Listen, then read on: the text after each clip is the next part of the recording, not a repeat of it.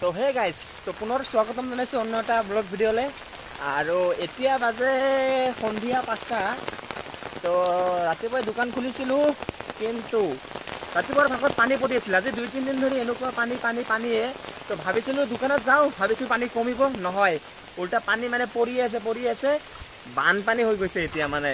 তো এতিয়া কাষ্টমাৰ নাই, ভাবিলোঁ কাষ্টমাৰ নাহিব। গোটেই দিনটো দোকান খুলি বহি আছিলোঁ, কোনোমতে এটা কাষ্টমাৰ আহিছে, খালি যাত্ৰা কৰিছোঁ। তাৰপিছত ভাবিলোঁ সন্ধিয়া হোৱাৰ আগতে ঘৰত যাওঁ, কিয়নো কাষ্টমাৰ নাহিব। আৰু মামা এবাৰহে দোকানত দিছিল, তাৰপিছত মামা ফোন মাৰিল যে ঘৰতো বোলে পানী উঠো অৱস্থা। তো সেই ভাবি দোকান বন্ধ কৰি গৈ আছোঁ ঘৰত। আৰু চাওঁ ঘৰত কিমানখিনি মামানাৰ ঘৰত পানী উঠিল। তো আপোনালোকে ভিডিঅ'টো চাই থাকিব। ৰাস্তা দি খোজ কঢ়া নাযায়, চাওক না এইফালে লং পেণ্ট কিমান দূৰ ওপৰত উঠাই লৈছোঁ, তথাপি জিকি যায়।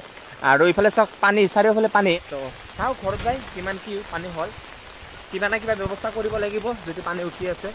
আহি পাই গ'লোঁ মই ঘৰ, আৰু ঘৰৰ সন্মুখৰ পৰাই পূৰা পানী দেখোন একেবাৰে। পানী একদম পূৰা বজাই হৈ গৈছে, মানে ঘৰৰ ভিতৰত এতিয়ালৈকে উঠা নাই নেকি, অলপ আগত যাই চাই লওঁ। এনেকৈ যদি আৰু পানী পৰি থাকে এতিয়ালৈকে মানে ঘৰৰ ভিতৰত সোমা নাই মানে। আৰু এনেকৈ যদি আৰু 2-3 ঘণ্টা পানী পৰে ডাইৰেক্ট ঘৰৰ ভিতৰতে সোমাই যাব। তো এই পানীখিনি এতিয়া কেনেকৈ ইয়াৰ পৰা মানে কিবা এটা ব্যৱস্থা কৰিব লাগিব। আৰু এইফালে পানীৰে ঘৰ ডুবি গ'ল, আৰু এইফালে কোনো টেনশ্যন নাই হ'লেও কৰা। এয়া হ'ল আনিকা, এয়া হ'ল আৰিয়া, পূৰা মোবাইল চাই আছে বহি। এই পানীখিনিৰ ব্যৱস্থা কৰিবৰ কাৰণে মামা আৰু ইজি এটা নালা বনাই দিলি, তো নালাৰে পানী গৈ আছে অলপ।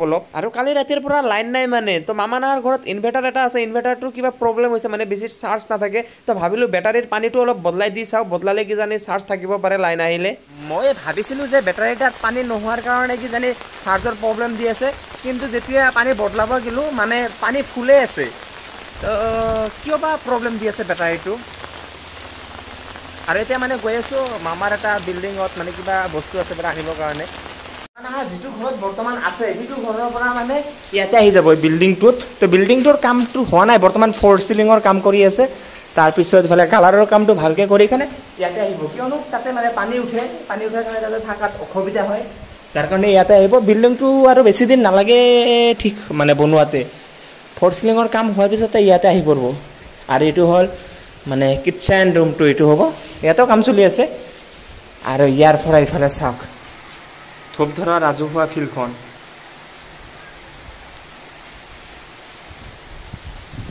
আৰু এইফালে পূৰা পানী বগা দেখিবলৈ পাইছে না। ইফালে চাওক বানপানীৰ অৱস্থাবোৰ, এইফালে চাওক নালা চালা আৱৰি গৈছে, মানে পানী চানী যাব পৰা নাই।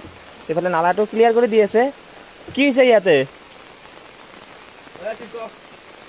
কি হৈছে দাদা আপুনি যে বৰষুণত জিকি কাম কৰি আছে, কাৰণটো?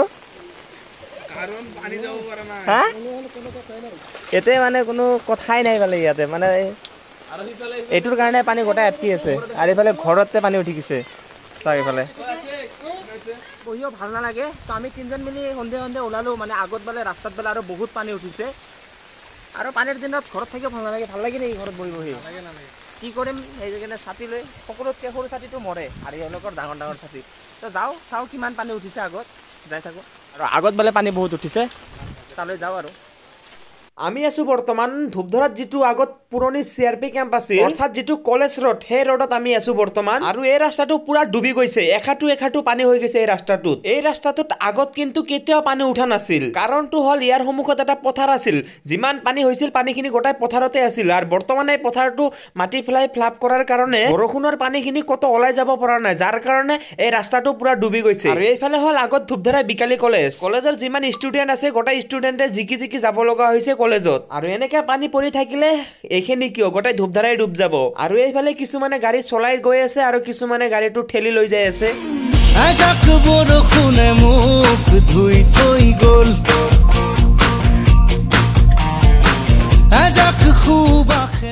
আজিৰ ব্লগটো যদি ব্লগ ভিডিঅ'টো চাই যদি ভাল লাগি থাকে, এটা লাইক, এটা শ্বেয়াৰ, লগতে কমেণ্ট কৰিব নাপাহৰিব। তো লগ পাম নেক্সট এটা ব্লগত। তো আজিলৈ বাই কৈ দি।